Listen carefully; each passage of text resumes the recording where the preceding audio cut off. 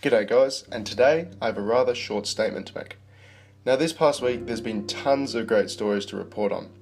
Claire McCaskill's campaign in the US being bombed out by Project Veritas, the fact that it's, according to the Australian Senate, not okay to be white in Australia, and that one other US senator who claimed she was Native American and her DNA tests proved very much otherwise.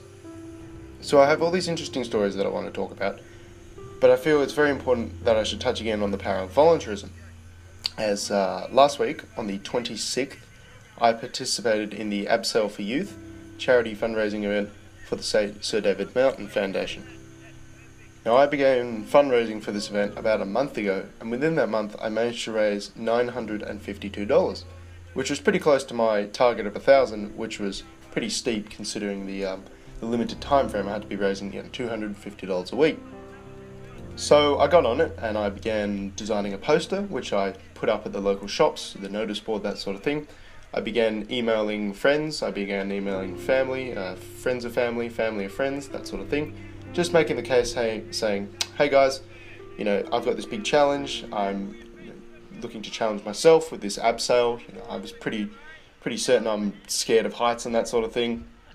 So I made this funny email talking about how scared I would be to jump off a diving board, and then I made the case. So there was the sort of humorous introduction, then the pitch, which is, hey guys, I'm looking to help fund Triple Care Farm, which is the Sir David Martin Foundation's retreat for young Australians with substance issues and mental health problems, and usually those two things go hand in hand.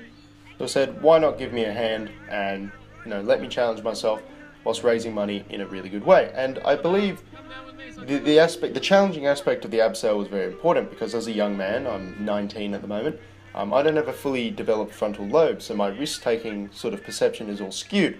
So rather than going out and doing really stupid shit like binge drinking, drugs, excessive going out and clubbing and things like that, why not take risky behaviour in a more controlled environment and for a better cause? So, for example, the abseil, I'm not going to die unless something catastrophic happens with the ropes, something like that.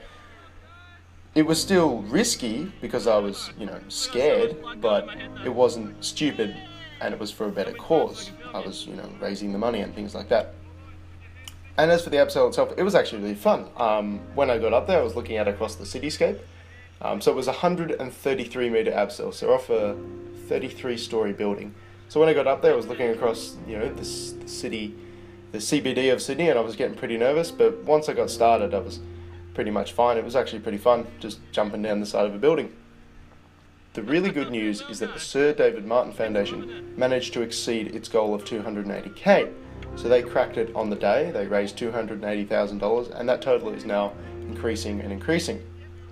Now this is really good because, as was explained to me, Sir David Martin Foundation does not take any funding from the government, so this was entirely crowdfunded and donated by local businesses, I imagine, because there were about 200 climbers, each raising $1,000, another 80 grand needs to come from somewhere. That would be on the street donations, so on the day they had people with the coin buckets and things like that, as we were attracting loads of passers-by. But I think this is really great because $280,000 plus has just been raised without initiating the use of force. It was all voluntary. It was, it was me saying, hey guys, I'm doing this really cool thing, maybe you'd like to donate a bit of money, and things like that. So I'd really like to highlight the power of voluntarism in this situation. We had a cause, there was some kind of demand for resources. We have Australian youth with substance abuse issues and mental health problems, and they may have been the architects of their own demise. With drugs it is often the case. Mental health, it's a little more of a grey area. Sometimes your behaviour causes you to have mental health issues, sometimes it's genetic and things like that. But substance abuse issues is often brought upon you by you. You're the architect of your own demise. And I think it's really good that we can still have a bit of forgiveness. And we haven't treated the situation which is wrong with another wrong. We don't steal money from people in order to give it to people to try and help them with their issues. So to conclude, I'd really love it if people stood up in their local community and tried to demonstrate the power of voluntarism, as I've said before. I myself, having never raised money before in my life, managed to raise $952 for the cause, and I had a great time whilst doing it. It's always important to remember that whilst we attack on the political front, promoting libertarian causes such as the Liberal Democrats in Australia, we must also push forward on the cultural front.